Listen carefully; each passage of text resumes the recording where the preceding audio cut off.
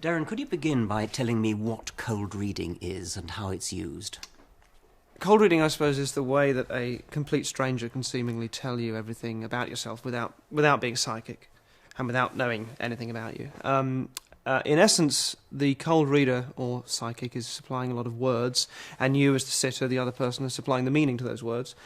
And it relies on a lot of techniques. It's not really a question of forensic body reading and the sort of things that people might... It's not really normally even that clever.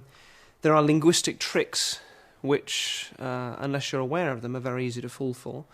And those tricks can give the impression that the person knows everything about your character, or might refer to facts and things from your life or from your past that they seemingly couldn't know about. So if a psychic, a so-called psychic, a trickster, was trying to pretend to guess, I don't know, the name of the sitter's grandfather or something like that, what would be the kind of thing they might do? Well, very often, I mean, even guessing the name of a grandfather, if you back up, what tends to happen is that the psychic will, if it's with a group of people, throw out a name and say, I'm getting the name John or Albert or some name that's sort of suitable for the age group they're working with. And now that name could refer to a person in the audience who's living, or it could refer to someone that's died, or it could be a friend of the... it really could be anything. So it's up to somebody to pick up on it and turn it into what they want it to be. And of course, if they say, yes, that was my husband, then the reader can go, yes, that's right, he's here, he's saying he still loves you, or whatever that is. And they turn it back into... make it sound as if they were saying it was your husband, when in fact it could have been anybody. It could have been the name of the person that was sat there. The kind of methods that involved... the Barnum statement's very sort of famous and well known about, and there's a great experiment. Remind us what the Barnum... Yeah, there's a terrific experiment that was done on this with students. I've filmed this myself. We did it with 3 different groups of people across the world, where you have... everybody in the group is given a reading, a personality reading, and normally beforehand there's some nonsense about asking for their birth date or getting some objects off them. So there's some sort of process apparently involved, and they're given a reading. And it's a long reading, it's a very detailed personality reading, and they all get one individually, they're all asked to read it. And invariably, they will all say afterwards that it's very, very accurate, that it was not at all vague or ambiguous of what people might expect. And they'll give it 85, 90, 95% accuracy. And I've seen this happen, and people are amazed by it. And then you get them to swap with each other. And so perhaps you can identify someone else by their reading, then they realise they've all been given exactly the same thing.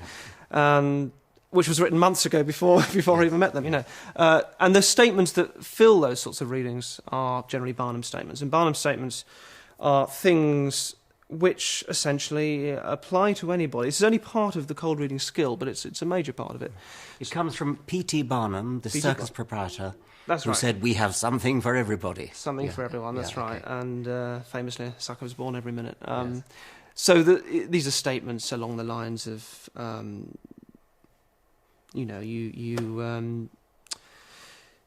you're somebody who...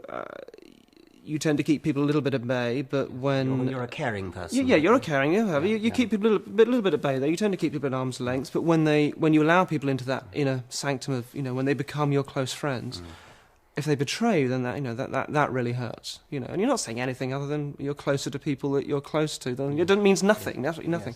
Yes. And horoscopes are the same. I mean, they use the same principle. Because those things have to apply to anybody, because there's no interaction going on. A horoscope or something given, when everyone's getting the same thing. There's no feedback, so you're simply relying on things that would apply to anybody. What you can do when you're interacting with somebody is you can fork off from one way or another.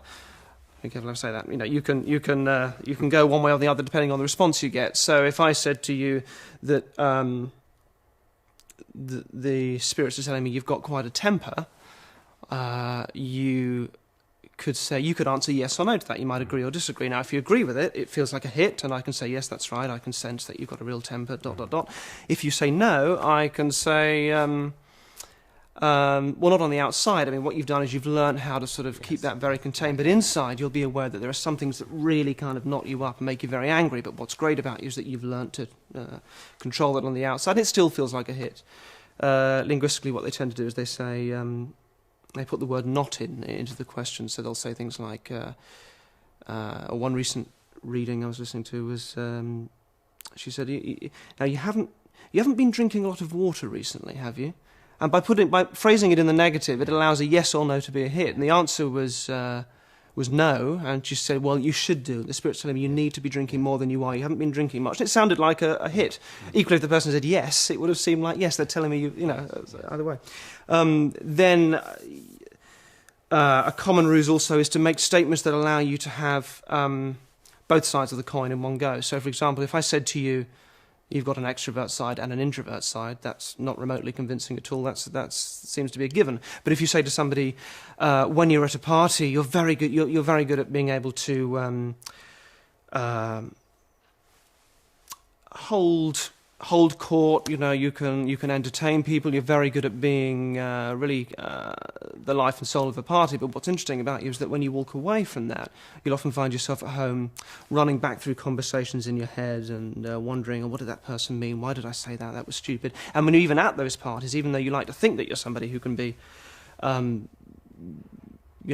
charge and very charismatic, you'll often find yourself just stood there thinking, God, why am I here? It's like everyone is a million miles away, and you're aware that that is a facade that you put on. Now, whether or not that applies to you, the fact is all I'm doing is saying that you've got an introvert and an extrovert side, which cancels itself out. It means nothing. And yet most people will find a way of sort of making that easily fit themselves. Now, when you analyse these things like the Barnum effect and cold reading, you're doing it in a sort of rational way. I take it that the psychics and palm readers and astrologers and people who do it know perfectly well what they're doing, and therefore they are fakes. But are all of them fakes, or do some of them somehow manage to fool themselves as well? I think the difference is how good they are at it, which is unfair in a way, because it maybe a bit becomes, or maybe it's unfair. The good ones are the fakes? I think the difference is you can see when cold reading is at work, when you know the tricks, when you know the same old things coming out about. You've got an old box of photographs at home with and you've got the sort of the tricks that they come out with, and the pushing for statements, making somebody make a statement hit, and if they don't, moving on to the next person. One I was listening to recently, you've been doing a lot of spirit telling me you've been doing a lot of sewing. And that woman was like, no. She said, well, is it somebody in the spirit plane has been doing a lot of sewing? No, she couldn't make a hit. And so went to the next person, is it for you? You've been doing a lot of sewing? The woman was, no. She said, well, there's a coat, you've got a coat at home with, there's a button that's loose or a hem that's loose. No. I mean, it wasn't working. And in the end she said, well, have a look for that, my dear. They're telling me there's a, and it went from somebody with, to nothing. So when you see that, that's clearly that person they know exactly what they're doing. They're desperately trying to get a hit. However, I think the people that are, I've been to psychic training colleges and seeing people that are very sincerely trying to learn. They've been told they believe that they're a bit psychic because, we all have a certain amount of intuition, and we all, if we misunderstand things like kind of coincidence and a phone ringing because we've been thinking of somebody earlier on that day and the phone rings and it's them, we might mistake that for being psychic if we don't really understand how those things can easily happen quite a lot of the time. So I think there are plenty of people who learn it genuinely and really think that, whether it's palm reading or tarot cards or whatever, that there really is a system. But and they go to a training course. These things do exist. But equally, you can buy books on it nowadays. Yeah. I mean, but I'm just trying to get into the mind of one of the instructors on the training course. I mean, the instructors on the training course are teaching cold reading while dressing it up as though it was genuine. So they really are charlatans then.